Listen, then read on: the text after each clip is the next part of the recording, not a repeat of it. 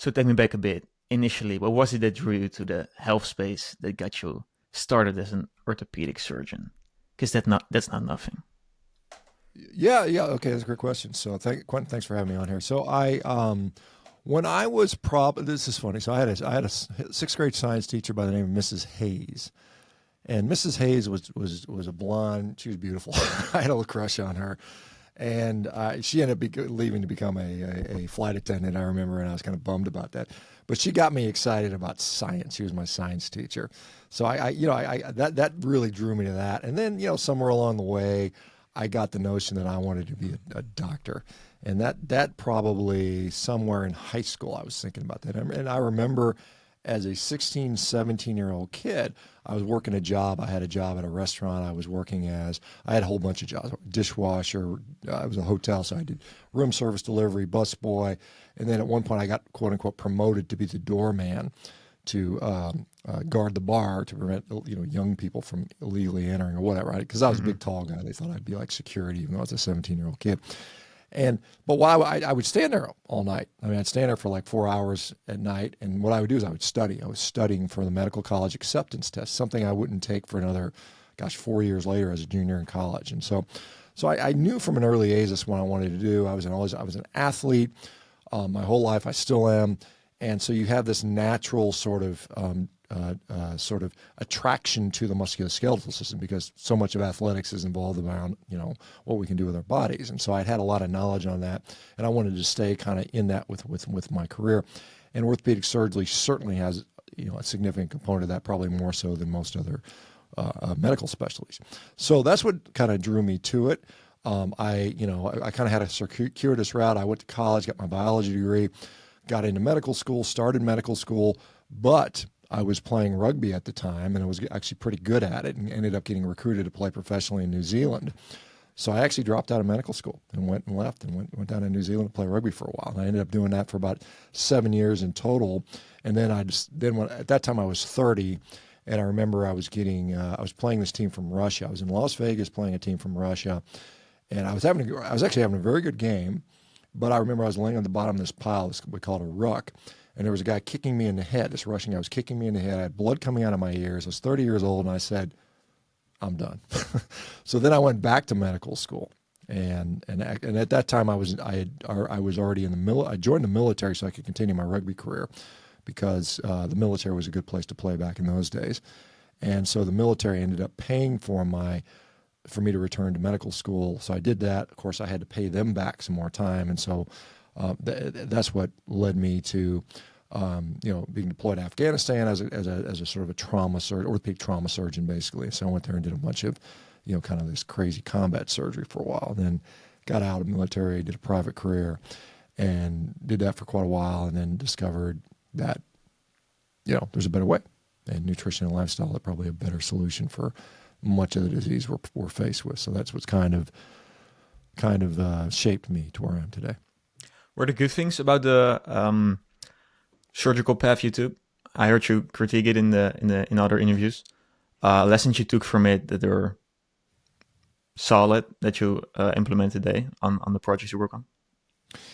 Yeah, I mean, I think surgery can be wonderful. I mean, there's some great things that can be done. I mean, like I said, today, if I'm in a car wreck and my femur is sticking out of my leg, I mean, Sure. I don't feed me a ribeye steak, take me to the ER and get me fixed up. I mean, we do a wonderful job with some of that stuff, and I was very happy to be part of that, and I enjoyed that in a way. But I think there are some shortcomings around that. I mean, a lot of the surgery that's done, quite honestly, is unnecessary.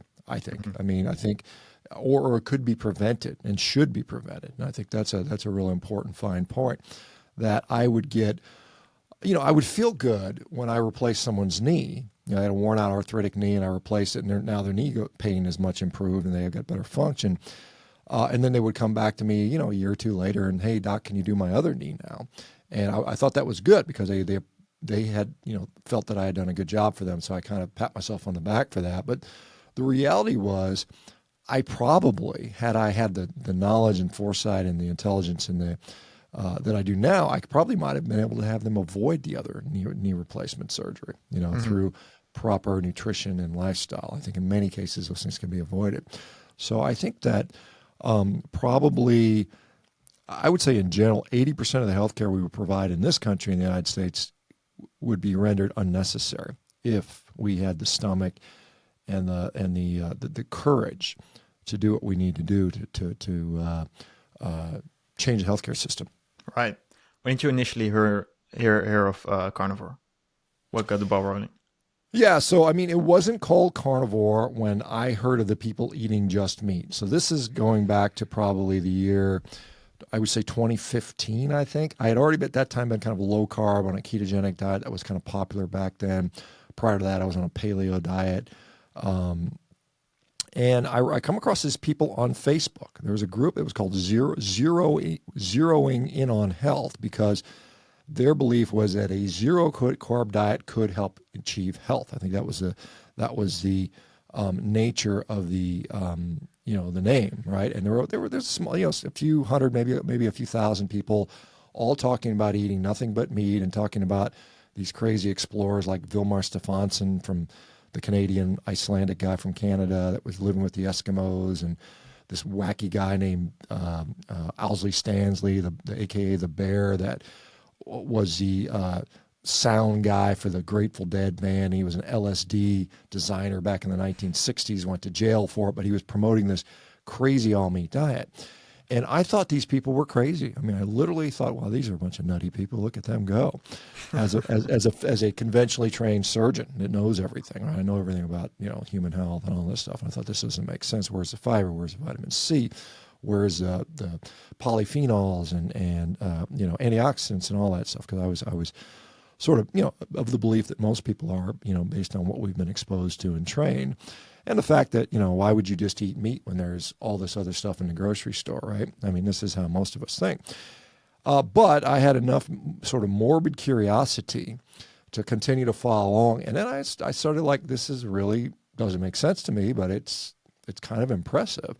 Up to the point where, like I said, I was already on a low carb approach anyway, so it really wasn't that much of a leap for me. So back in 2016, I tried it myself, and I did it for a solid month. I tried kind of done it for a day or two here and there prior to that, so I kind of experimented for a year just to say, like, I remember the first day I was like, I'm just going to eat steak and eggs for breakfast, which isn't that unusual, but I don't think I'd ever done it before as a nearly 50-year-old man at the time. And I was like, oh yeah, I enjoyed that. I didn't really miss the yogurt and the piece of the banana and the oatmeal and the glass of orange juice. I didn't really miss that much. And then I did it for a month, and I was just struck by how good I felt. I was like, I can't remember. And I was at that time I was 50. And I was like, I haven't felt this good in 20 years. I feel really good, And so that's how I sort of was exposed to this. And I didn't invent a carnivore diet. Now, I was a guy that sort of popularized the name carnivore diet, no doubt about it. I wrote the book, The Carnivore Diet, published that in 2019. But I mean, there have been even physicians talking about this diet for even hundreds of years. I mean, we can go back all the way to the days of James Rollo. He was a Scottish surgeon in the 1700s using all-meat diets to treat the diabetics of the day. James Salisbury, another American physician back in the 1800s, again, carnivore diets, and on and on and on. The reason it has sort of exploded today is solely, completely based on the fact that we have internet access and social media. I mean, that is why this has become kind of a worldwide phenomenon that it is. And so I, enjoy the benefit of that these other guys 100 years ago didn't have, obviously. But it hasn't changed. I mean, the human physiology and biology has not changed appreciably in the last 100 years, thousands of years, 5,000, even 50 or 100,000 years. We're pretty much the same as we've always been. It's just that our environment has dramatically changed. Yeah, no, that's for sure. So it was primarily mood that got you into the diet. It wasn't longevity, it was feeling better. That was the primary objective. Well, it was health. I mean, and again, I think the discussion on longevity is, in my view, I don't know. I mean, I'm not the guy that tell you a carnivore diet is going to make you live any longer or any shorter, because I just don't think we know. And I think that statement is fair about any diet. We really don't have good data that would support any of that stuff. Now, we have some health markers. Yeah, it doesn't make sense to be morbidly obese. Yeah, it doesn't make sense to be diabetic. Yeah, it doesn't make sense to be chronically inflamed or have heart disease. Yeah, those things are going to kill you early. But when we say this diet is going to make me live 10 years longer, 20 years longer, there's no data that supports that. I mean, it's I mean, you could say a diet of pure garbage is probably going to shorten your life only because it's making you sick. But I would say a person who is healthy and functional and fit and free of disease is probably got the best chance of living longer than someone who doesn't. And I think that's all I can say about longevity. So I don't really get into those discussions. I think it lends itself too much to snake oil and kind of where you can sort of abuse people in many ways, selling them products that are probably will be worthless. There's no money back guarantees. I mean, what are you going to do? This longevity guru sells you his longevity supplement pack, and you die at 80, and you're like, well, I should have lived to 90. What are you going to do? Are you going to sue the guy? No, you can't do that. So it's like I don't really spend much time talking about that stuff. No, for sure. What's the most compelling scientific evidence you found for carnivore? Well, I mean, so I think the fact that I think some facts are what's compelling to me. When I think about why do I eat as a human being? What is the physiologic need for me? And I think about what do I need? And what do we know unequivocally? We have essential amino acids, we have essential fats, we have vitamins, minerals, and we need a source of energy. And we need water. That is it. That is the entire raison d'etre of why we are species that need to eat something. Meat provides all that. And you could argue about the nuances of this vitamin C, folate, manganese, and things like that. But at the end of the day, I just see it every day. I see before my eyes people thriving, myself thriving on this diet without supplementation, without any sort of complications. I mean, I don't think that a human diet should be complex. We should not require all of this software and measuring to be able to nourish ourselves. There's no other animal species on the planet that requires that. Most animals have a very restrictive diet when it comes to their niche, I think that humans are omnivores. I mean, I will say that. I said that in my book. However, I think we thrive on meat. I think we have the capacity, an omnivorous capacity. When we look at our human anatomy, for instance, we know that the real estate dedicated to the gut, how much stomach, how much small, how much large intestine, is dedicated to fermentation of plant material, where we get much of our energy from, is quite small. It is roughly around 16% of the entire gut surface. That is almost exactly the same as what a cat or a dog might have. They have about 15%. We have maybe 16, 17%. You compare that to, say, one of our relatives, the chimpanzee. A chimpanzee has roughly 45% of its gut dedicated to fermentation capacity. So we have very limited capacity to get a lot of nutrition from plants. Now, once we start ultra-processing it and turn these things into powders and sugars and flours, then we dramatically increase our absorptive capacity. But that's not a natural diet. I mean, if you and I were to go, foraging through the forests of, the Netherlands or, wherever, the United States for that matter, we're not running into flour and sugar. That just doesn't exist. I mean, we would find maybe a few berries. We might find, depending on what our latitude, we certainly would find animals. Animals are ubiquitous. Every geologic niche there is an animal. And humans, interestingly, are the most geographically diverse species on planet Earth. We live everywhere. We live in every climate. Even in the Arctic Circle, we have humans now that have managed to live there. And the only place we can get food reliably, there's no magic berry that grows at the South Pole, at the equator, in the European, Eurasian steppes. I mean, there's none of that. There's no magic berry. But what is there are animals of which we can eat all of them. We literally can eat every animal on the planet Earth, and we have. Most of the plants that are on planet Earth we cannot eat. In fact, many of them are quite poisonous and it will get us very sick. So Additionally, it is a scientific fact that the vast majority of species of creatures that have lived on planet Earth, whether they fly in the air, or they swim in the ocean, or they crawl on the ground, have chosen a carnivorous nutrition strategy, simply for the fact that it is more efficient. I'm a surgeon. I've cut a lot of people open. I can tell you we are made out of red meat, but more importantly, we're made up of animal cells. We have trillions of animal cells that make up our body. And what do you need to continue to maintain and build those animal cells? What ingredients might you need? Well, guess where they're found? They happen to be found in animal cells.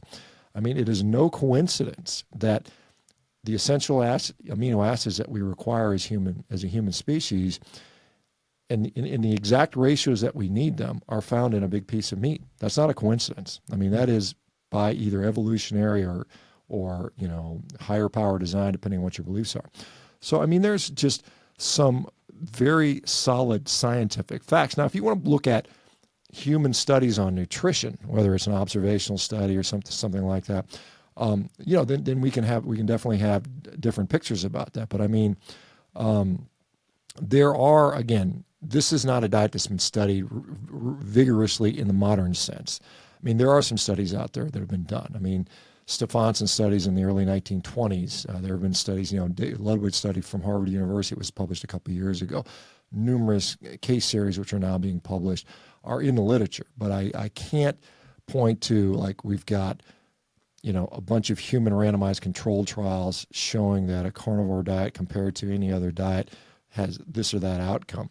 That's one, it's almost impossible to do those studies ethically over the time period of time that would be required. I mean, we are seeing some, and actually I'm part of helping to design and, fund and put the researchers together on some of these studies on interventions like, carnivore versus diabetes, carnivore versus inflammatory bowel disease, carnivore versus mental health disorders. And so we're going to get some of that data coming out there. But as far as what is the scientific evidence as of 2024, a lot of it is just basic biologic facts, which are pretty well accepted, right? Mm-hmm. Okay, right. So I'm deeply intrigued by this. I have two practical concerns. One being bulking, like sustaining mass. The other one Right. being cost. So start with the first one. You're a big guy, right? How do you, like calorie wise, like the way I'm training right now, my maintenance is 4,200 calories. How do you do that on a carnivore diet? Well, again, you eat enough. I mean, when it comes to building muscle, what is required, and it's not debatable. It's pretty clear. I mean, you talk to guys like Stu Phillips, Don Layman, Jose Antonio, all these guys that are top protein muscle researchers in the world. They'll all say that you need, number one, resistance training. The biggest impetus, the biggest stimulus is training consistently in the gym. Training with the appropriate intensity and volume consistently over time. That trumps everything else, even compared to diet. Beyond that, you need enough protein, adequate protein. What that is, people will debate, 1.2, 1.6, 2.2, 2.6 grams per kilogram, perhaps more in a low carb state. You need a source of energy, right? And that's basically it. And that can come from carbs or fat. Now, is it easier to consume more calories on a carbohydrate-based diet? Yes, unequivocally. This is why guys like Stan Efferding, Vertical Diet, working with, Thor Bjornsson from Iceland, world's strongest man. The guy has to weigh 400 plus, 200. He weighs nearly 200 kilos. He has to eat an enormous amount of calories to maintain that output and build that muscle. Now, I was able to, on a carnivore diet, I got up to 125 kilograms. I'm 6'5", pretty decent size.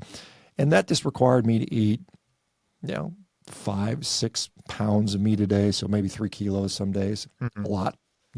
Maybe some dairy products. Dairy is a pretty easy way to get calories in. Where you live in sort of Northern Europe, dairy is quite popular. Yeah. And it certainly can be part of a carnivore diet, assuming you tolerate that. But I mean, would it be easier with carbohydrates? For most people, probably. Now, however, the downside for that is, for some people, not all, but some people, is the carbohydrates. And as an old guy, I think the older you get, the worse you tolerate them in many ways. And at least I don't. At least many people find that out. That is something that you have to contend with. There's a balancing act. like what I said, the number one variable is training. All right. If you want to put on bulk, you want to put on, you want muscle hypertrophy, you got to train appropriately. Well, what goes into the training? Yeah, the fuel on the day. What am I eating that day? How do I feel? But also, how do I recover? How do I perform? What do I do over a period of time?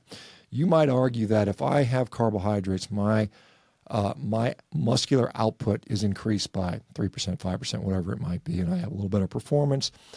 But again, for some people, and I don't, everybody's individual case may be different.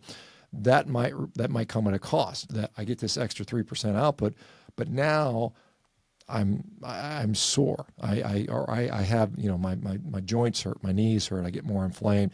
And when my knees hurt and my joints hurt, guess what? I don't feel like training as hard the next day, or whatever it might be. So there's this balancing act over time. So the other thing I would say is it does take a period of time to adapt to a diet of, basically devoid of carbohydrates to reach performance. I mean, I've talked to Olympians, I've talked to people on the U.S. national team in wrestling and professional rugby players and triathletes and, various endurance athletes and the MMA fighters that do carnivore. Once they've adapted, they're fine. They kick ass. I mean, they do, a guy just went to the Paris Olympics on carnivore and ran one of the fastest 400-meter times in the history of the planet. I mean, he was top 30 of all time, 400-meter hurdles. So it can be done, but it takes, a willingness to potentially see diminished results for a period of time. Right. But you got to eat a lot. Like Eddie Hall, world's strongest man, right? I mean, he was former world's strongest man. He's in the UK. He consulted me a couple months ago. I want to do carnivore for 3 months. His effort was to get lean, right? He wasn't want to get big and bulky. He was already there. But what he commented was he was eating 10,000 calories a day, which is a lot of food. A lot of it was dairy products, a lot of meats, eggs, so on and so forth. But he got leaner, but he also got stronger.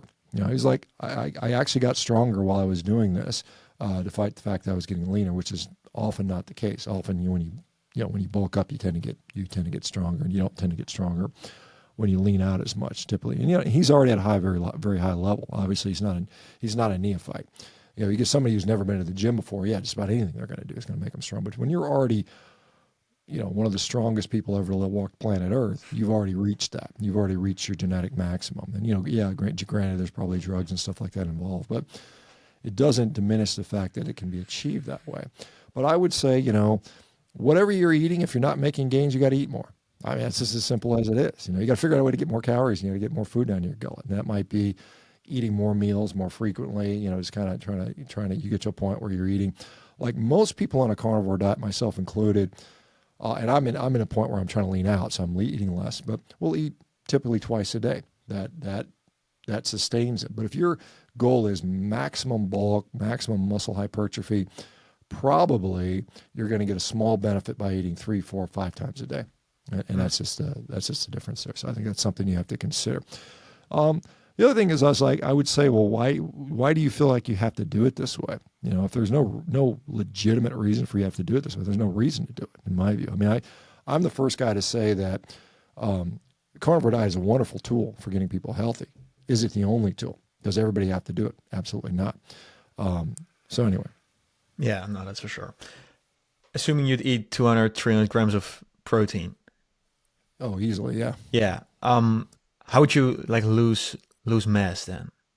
Because that's I'm in law school. I don't know dick about any of this, but assuming you eat 2,000 calories, or I ate 2,000 calories, and I ate 250 grams of protein, so that would be enough to, from the bro science standpoint, to maintain muscle. Mm-hmm. What do you lose then? You still lose muscle? You lose fat? How does that work? Well, I mean, obviously, to assess that, you would have to do DEXA scan or something along those lines to see what's actually going on there. But I mean, muscle, you have to incorporate that protein for it to maintain the skeletal muscle mass. Or it's not only muscle mass; it's going to skin, it's going to organs, it's going to neurotransmitters, it's going to gut lining. Assuming that's efficiently being converted, then you should not lose much, but it's not always the case. Like I said, you've got to have stimulus. Like if you just sit there and pound protein, but you don't work out, it's not going to turn to muscle. I mean, some of it's going to be excreted, some of it might turn to fat. So you've got to, obviously the training has to match the inputs to drive the muscle mass. And we know that even some people in a caloric deficit, if the protein's high enough, they can actually continue to build muscle, which is, I mean, it's very challenging. It's not huge, but I mean, that's doable there. Again, I would say if you're eating 200 grams of, 200 grams of protein again, and again, it depends on the protein source. I mean, this, if it's an animal, if it's 250 grams of protein from animal sources, you're going to hit all your essential amino acids. You're going to have enough leucine to trigger muscle protein synthesis. If it's plant proteins, and you may or may not be getting enough, depending on the amount and what the types are. But assuming it's animal products, you should have enough. However, some people will talk about carbohydrates might be somewhat sparing from a fuel standpoint. Remember, amino acids can have multiple fates. One is those amino acids get incorporated into structural elements, right? They turn into muscle, they turn into bone, they turn into skin, they turn into organs. Some of those amino acids, however, turn into energy for either gluconeogenesis or ketogenesis. Amino acids can go kind of two directions. They can go to they can turn into glucose, or they can turn into ketones. Some of them do both, right? Depending on the amino acid. So if the demand is not there, and the demand is more for energy, then a lot of those things will go, those amino acids will then be shuttled into the energy pathway. And so that where, maybe in a low carb state, your energy level is just too low. So now you need to turn those amino acids into energy rather than into structural material, and then you would lose muscle potential. Now, how do you combat that? Well, you eat enough energy, you eat more fat. And then you also, in addition to eating more fat, you have to effectively and efficiently be able to convert that fat into energy. And that takes time. This is just adaptation that occurs. Most of the studies on, like there was a nice position paper on the ISSN, the International Society for Sports Nutrition, came out about 3-6 months ago, talking about comparing ketogenic diets, which, classic low carb diet versus standard high carb diet. And they found that by and large, ketogenic diets were either equal to carb diets or slightly worse. However, in the instances where they were found to be slightly worse for performance or muscle building, it was almost always due to one of two things: either inadequate caloric consumption or inadequate protein consumption. So if you are able to, obviously keep the protein high, and a carnivore diet, you'll do that, but also keep the energy high, to meet your actual needs, your output needs. If you're losing weight, you're just not having enough energy. I mean, that's as simple as that. Now, that might be, it's not just how much do I eat. It's like, how much can I actually access and utilize? Am I adapted enough to do this? And so this so-called fat adaptation process takes a period of time, 3 weeks, 8 weeks, depending on the average person. And that excludes athletic performance. And it may take longer for like high-level elite athletic performance. That might take 6 months or more. So I think those are some of the things you have to consider. Yeah, no, it's interesting. If I'd eat 1,000 calorie deficit, but I hit 300 grams of protein, what would happen? I'd lose mass still.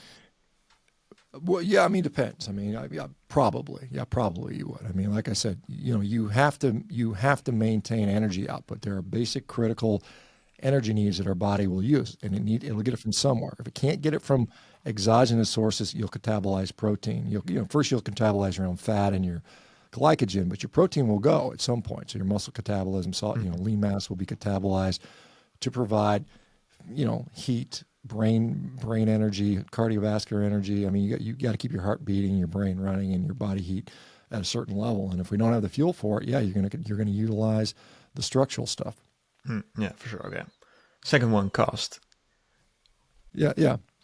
Well, I mean, I can't speak for the Netherlands because I haven't been, I haven't seen the recent prices. In the United States, it's certainly doable. I mean, it's certainly, most people, when they do this diet, it depends what it depends what they compare it to. If most people are on the standard Western diet, which is, obviously not a very healthy diet, but it's not cheap either. And what I see is most people, particularly if they're willing to eat, ground beef, or I don't know what you guys call it, maybe mince or something like that, eggs and things like that, bigger cuts of beef, roast, or even, non-beef type food like pork and lamb and seafood and things like that, which are all technically part of the diet. even though my shirt says eat beef, be happy, and I eat a lot of beef.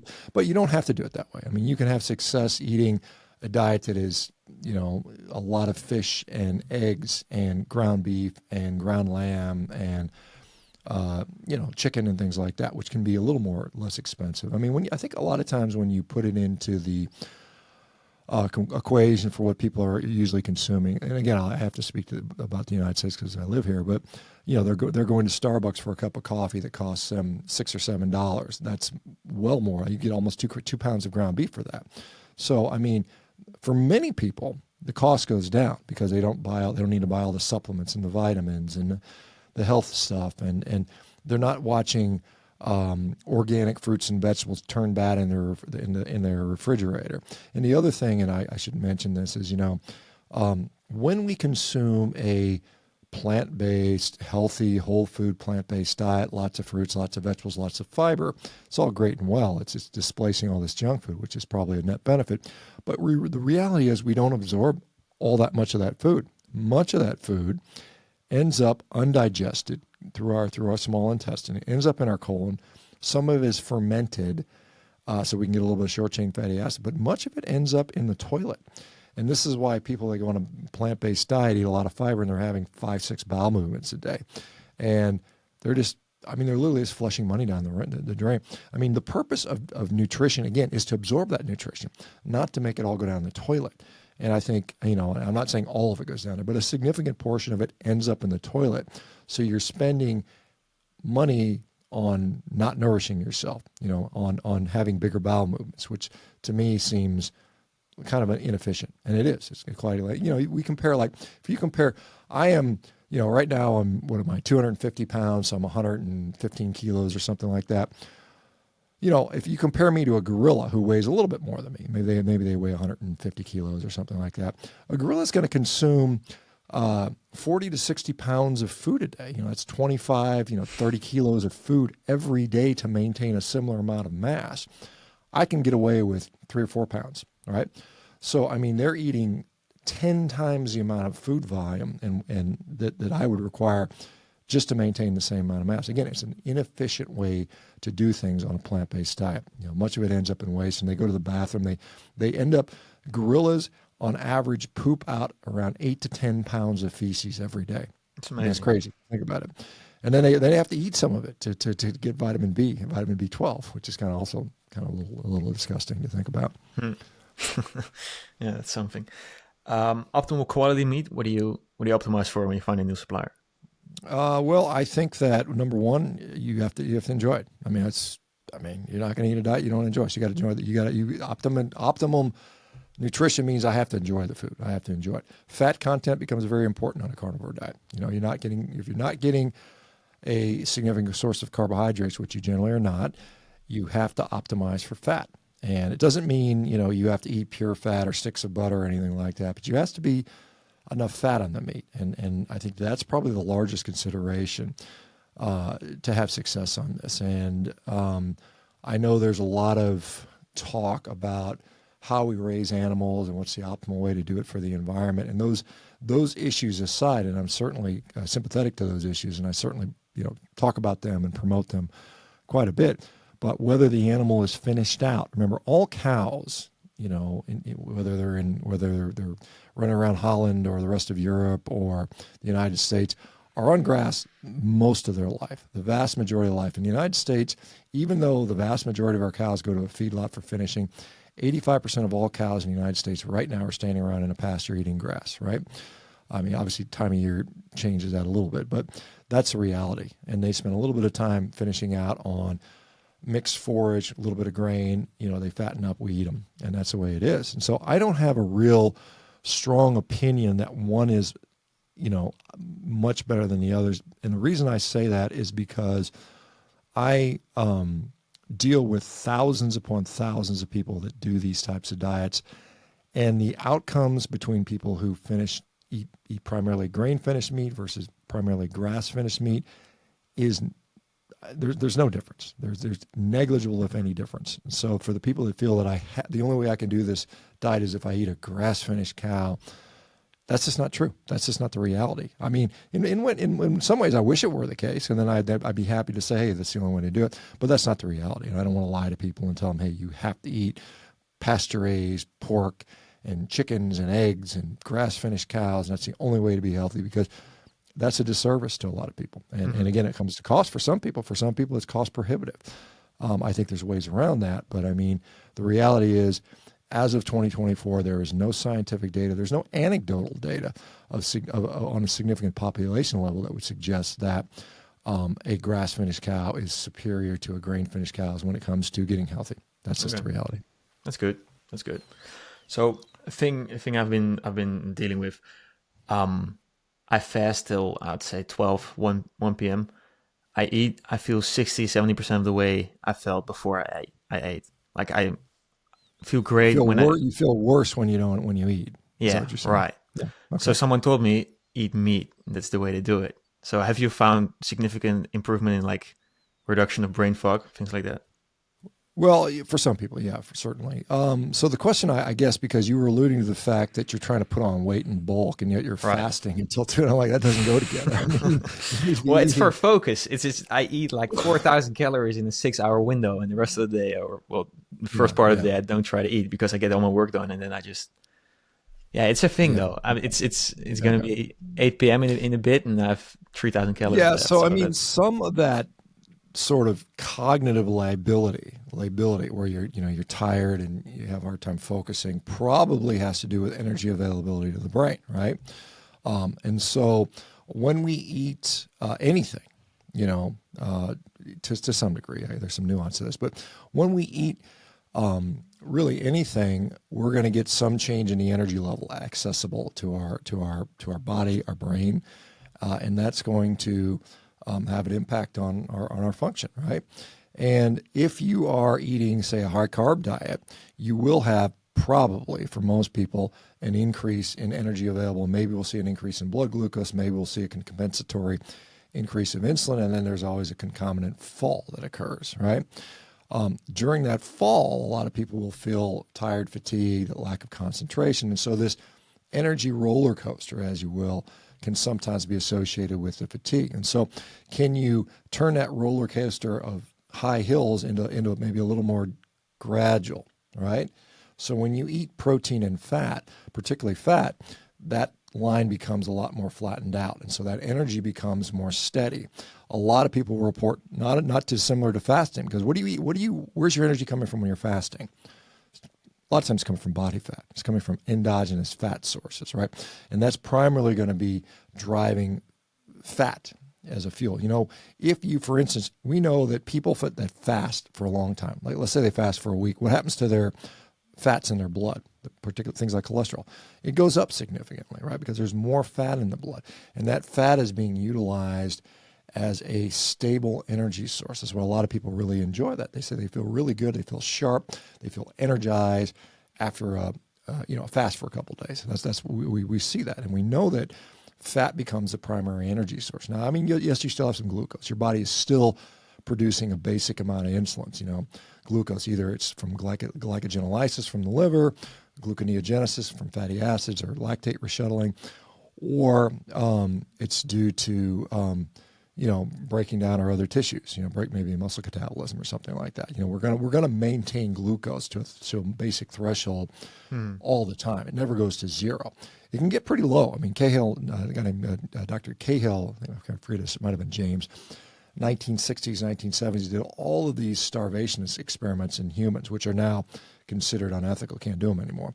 But what he found was that he would look at people that had been starving for 2 weeks, 3 weeks, 4 weeks, 5 weeks, and it would check their blood glucose. It would be quite low. It would be 40 milligrams per deciliter. I'm using the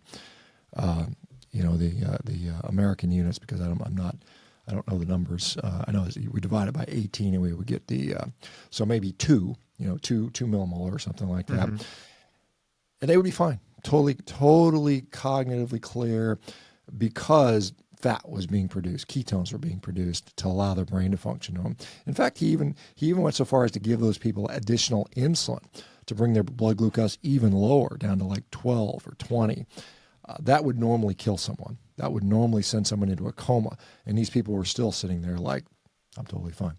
So it's an interesting thing that we have with the fuel partitioning in our body. Yeah, you could say that. Can you explain from a personal standpoint? There's quite some critique on this. How you've experienced that, dealing with that, all the haters, so to say.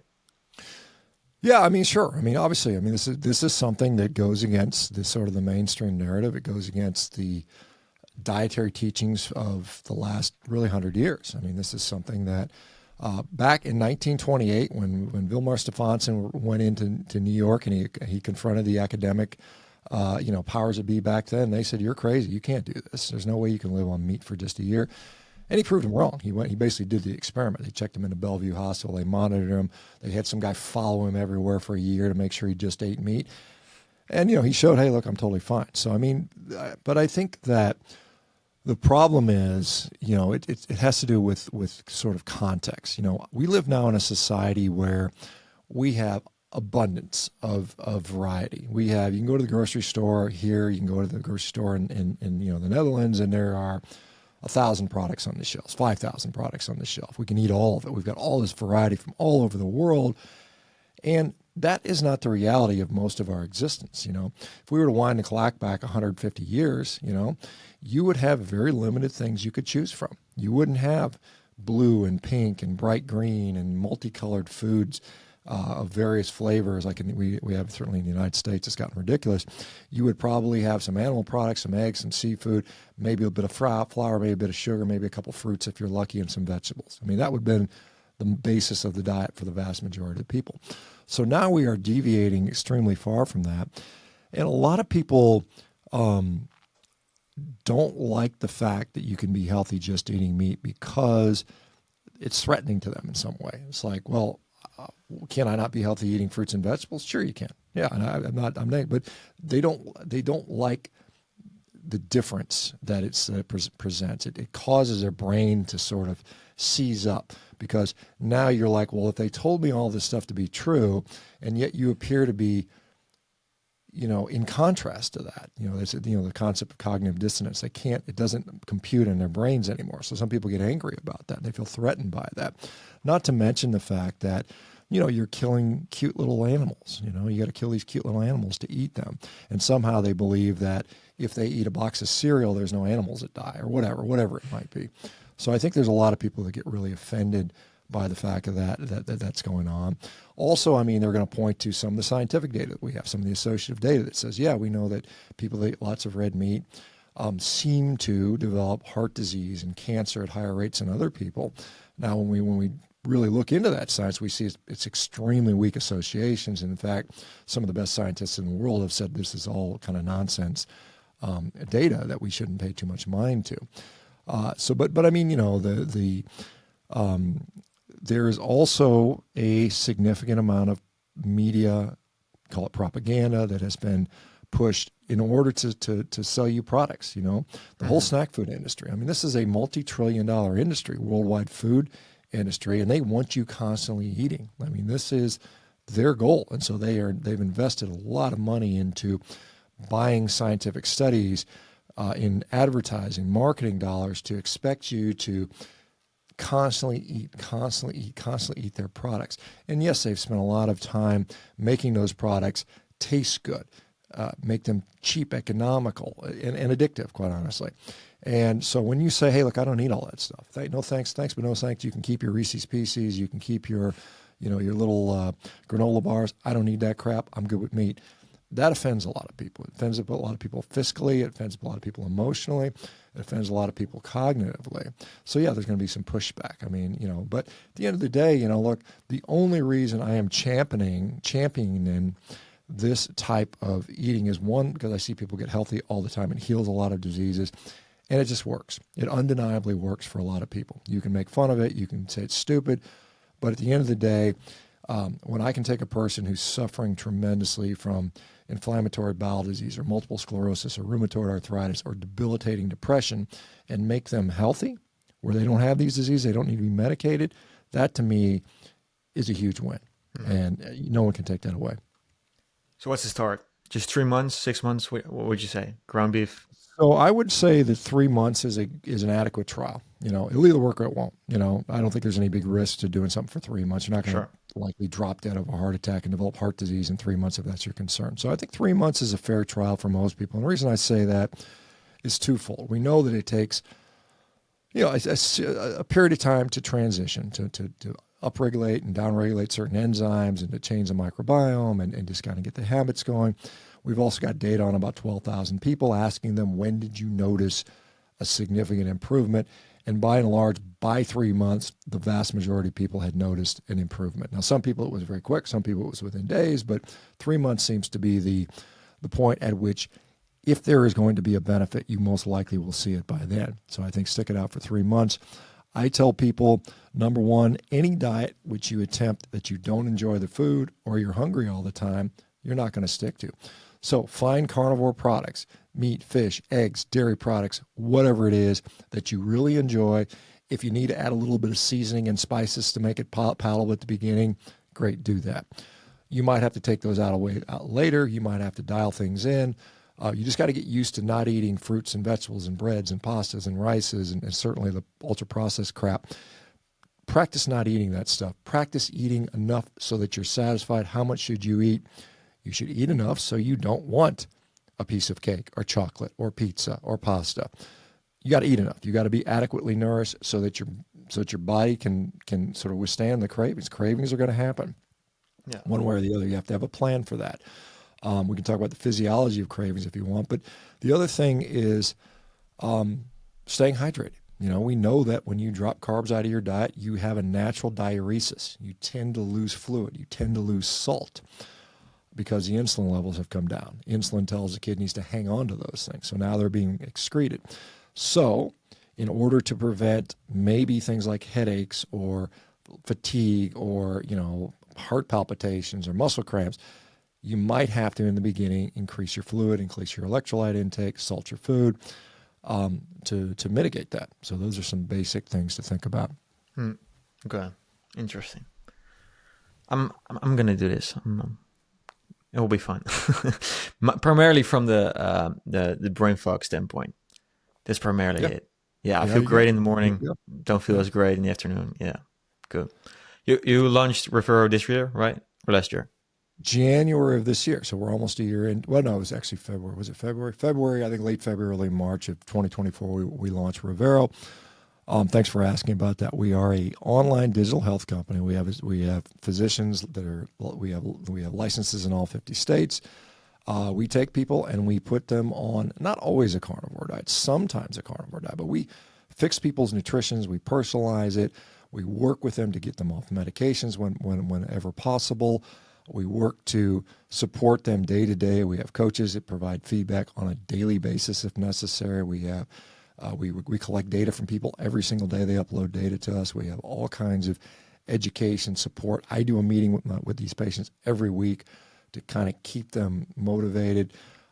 It is a different way to practice medicine. It is a way that I think is necessary. I mean, it is my belief that when we're dealing with someone who has a chronic disease, and we treat, metabolic diseases like diabetes, hypertension, obesity. We treat autoimmune diseases like Crohn's disease, rheumatoid arthritis, and so on. So we treat inflammatory conditions as well. When those things are in place, there is almost always a nutritional component. And in many cases, that is the main problem. But a lot of people deal with addiction, food addiction. I think when you're treating a chronic disease, you're often also treating some sort of food addiction or addictive type behavior. That takes a lot of support, and that's what we provide. And I think it's something that is an essential way to actually address the root cause of the chronic disease epidemic in this country. Because and again, I'm speaking in the United States. I know you're overseas. But I mean, that's also, it's creeping its way all across Europe. I mean, you see Europeans are getting fatter and less healthier, and more garbage food has been pushed in there. Although it's not as bad as it is in the United States, certainly, but it's still there. And, likely, unless, you guys reject it as a population, it will continue to come. Yeah, no, that's for sure. What do you see as the biggest failure of the modern health system? Because it's a lot of marketing, a lot of like you touched on, a lot of people with different agendas. Yeah, I mean, I think we at some point we decided we were going to be into the concept of disease management. You know, when I started medicine way back in the 1980s, I don't remember hearing this term disease management, and so sometime in between then and now, this term disease management worked its way into the lexicon. And what does it mean to manage disease? Does it mean to cure disease? No. What does it mean? It means to put someone on likely a lifetime medication for the rest of their life just to manage their symptoms, just to keep their symptoms at bay. That to me is a complete failure. That is not why I went into medicine. That is not why I wanted to be a doctor, not to manage people's disease and keep them constantly medicated. And you know, the incentives for healthcare in the United States are quite frankly perverse. I mean, we are incentivized through various ways, through, you know, compliance, or even in some ways our pay, to keep these people medicated to a certain degree based on, you know, biomarkers and things like that, which are probably in many cases not really helping people. You know, I mean, you can make their numbers look better in a lab, but are they actually healthier? Are they going to have a better quality of life? In many cases, and probably most cases, no. So I think the fact that the administrative state in the healthcare, the bureaucracy of healthcare has gone up an order of magnitude. I mean, you know, if you look at the number of physicians over the last 25, 30 years, it's relatively flat across the board. But then you look at the number of bureaucrats and administrators, that number has gone up, you know, 1,000%. And it's true. I mean, that has, we have taken the art and the science and the independence of medicine away from the doctors and turned it into just a big corporate bureaucratic business of medicine. And I think that is one of the biggest failings we have. Yeah. What are you personally hoping to achieve with this message, very long term? Well, one, I think that, well, I mean, I hope that I can have an impact on again, the chronic disease epidemic. I hope I can convince people that to not be disempowered, to not outsource their health to other people. I mean, I can tell you as a physician, I very much cared about my patients, but that care could only extend to about 15 minutes every 6 months. I don't have time. You have to live with the consequences of healthcare decisions 24 hours a day, 7 days a week, 365 days a year for the rest of your life. And so you have to be incredibly involved in your own healthcare decision making. Don't take the doctor at his word.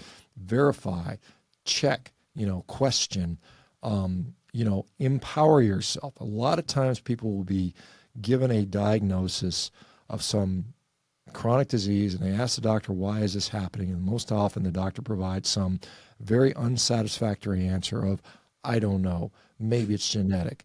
We don't really know this answer. That's disempowering. That's just depressing. And then they tell you, what can you do about it? Well, there's nothing you can do. You can just take these pills for the rest of your life. That is a completely unsatisfactory way of practicing medicine. It's unsatisfying for the patients, and it's quite honestly wrong. And it's depressing and disempowering. And so empower yourself. There is so much you can change with appropriate lifestyle, diet, and so on and so forth.